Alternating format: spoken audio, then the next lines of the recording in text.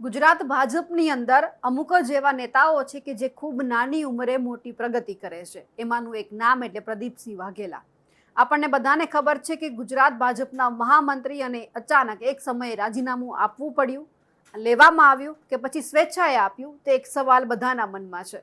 આજે કેટલા વર્ષ થયા, લગભગ 1.5 વર્ષની આજુબાજુ આખી ઘટનાને થયું છે. મામલો જ્યારે સામે આવ્યો હતો એ પછી આ ઘટના સામે આવી, રાજીનામું આપવામાં આવ્યું કે પછી લેવામાં આવ્યું એ પણ સવાલ હતો. પણ આજે 1.5 વર્ષ બાદ પ્રદીપસિંહ વાઘેલા છે તે ખુલીને બોલ્યા છે. નમસ્કાર, નિર્ભય ન્યૂઝ સાથે હું છું રિદ્ધિ. થોડા સમય પહેલા એટલે કે આપણે 1.5 વર્ષ પહેલાની જો વાત કરીએ, 2023માં પ્રદીપસિંહ વાઘેલાએ રાજીનામું સ્વેચ્છાએ આપ્યું હતું.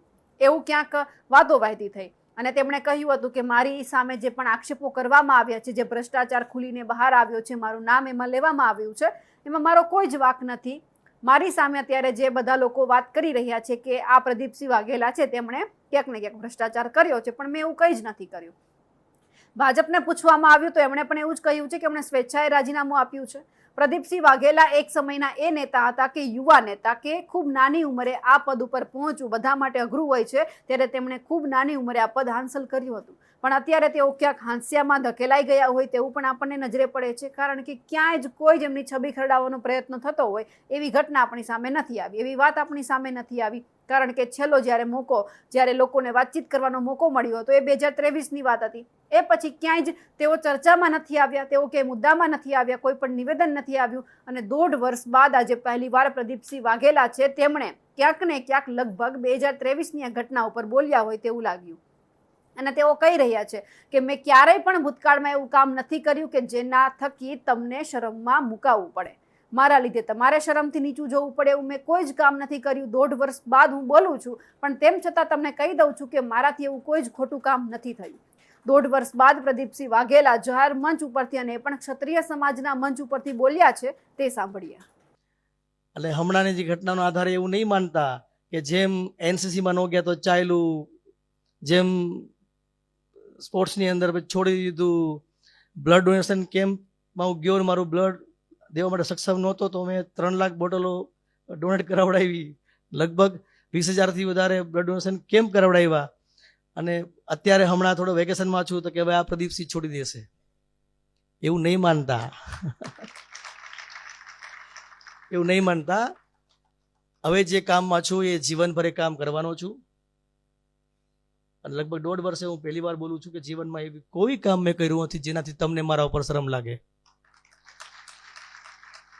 અને મારા મૃત્યુ પછી પણ એવી કોઈ ઘટના નહીં હોય મારા જીવનની જેનાથી મારા ભાઈઓને કે મારા વડીલોને મારી વાત કંઈ ખોટી કરવી પડે. એવી કોઈ ઘટનામાં ક્યારેય પ્રદીપસિંહ જોડાયેલા નહીં હોય. અને તમે બધા મારો વિશ્વાસ કર્યો છે, કરતા રહેજો એવી બધા વિનંતી કરું છું. અને ફરી એકવાર કહું છું કે હવે આ જે કામ જે છોડ્યું નથી, આ વેકેશન છે અને આગળ જતાં ફરી પાછા કંઈ ને કંઈ કામમાં આપણે રહીશું.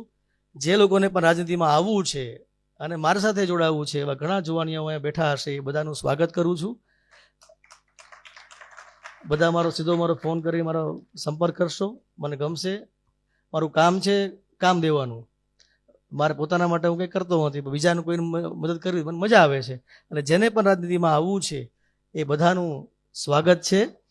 અને મારી પાસે આવવું હોય તો બીજા ભાઈઓ પણ છે, પણ કંઈ ને કંઈ આજે એનસીસી છે, આ સ્પોર્ટ્સ છે, આ અલગ અલગ સ્કિલની અંદર તમે કરશો પછી 25 વર્ષની ઉંમર પછી એવું લાગે કે હવે પ્રદીપસિંહે જેમ રસ્તા બદલાવ્યા હતા એમ પ્લાન B, C, D આપણા પણ કરવા છે, તો બધાનું સ્વાગત છે.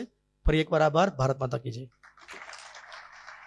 2023ની આ ઘટના આપણને બધાને યાદ હશે કે ક્યાંક પત્રિકા કાંડ વાયરલ થયો હતો પ્રદીપસિંહ વાઘેલાના નામે કે ભ્રષ્ટાચાર થઈ રહ્યો છે, કૌભાંડ આ વ્યક્તિ આચર્યો છે, અને એમાં જેમનું નામ ઉછળ્યું પછી રાતોરાત ક્યાંક રાજીનામું આપી દેવામાં આવ્યું. ઘણા બધા એવું કહી રહ્યા છે કે રાજીનામું લઈ લેવામાં આવ્યું હતું, અને ઘણા બધા એવું કહી રહ્યા છે કે સ્વેચ્છાએ અને કાં પછી કોઈના દબાવમાં આપવામાં આવ્યું હોય. કારણ કે જ્યારે આ ઘટના બની ત્યારે ક્યાંક ભાજપમાં વિખવાદ ચાલતો હોય તેવું પણ સામે આવ્યું હતું કે ભાજપના એક સમયના મહામંત્રી અચાનક રાજીનામું આપે એટલે બધા લોકોએ સવાલ ઉઠાવ્યા કે ભાજપની અંદર અત્યારે વિખવાદ છે, જૂથવાદ છે, અને એ પણ ક્યાંક સામે આવ્યો હતો. પછી ક્યાંય જ પ્રદીપસિંહ વાઘેલા છે તે જાહેરમાં નહોતા દેખાયા, અને આજે જ્યારે જાહેરમાં દેખાયા છે, ભૂતકાળની વાતને વગોડી છે, તેમને લઈને આપ શું માનો છો? કમેન્ટ કરીને ચોક્કસથી જણાવજો. સાથે જ અમારી નિર્ભય ન્યૂઝ ચેનલને લાઇક, શેર અને સબસ્ક્રાઇબ કરવાનું ભૂલશો નહીં. નમસ્કાર.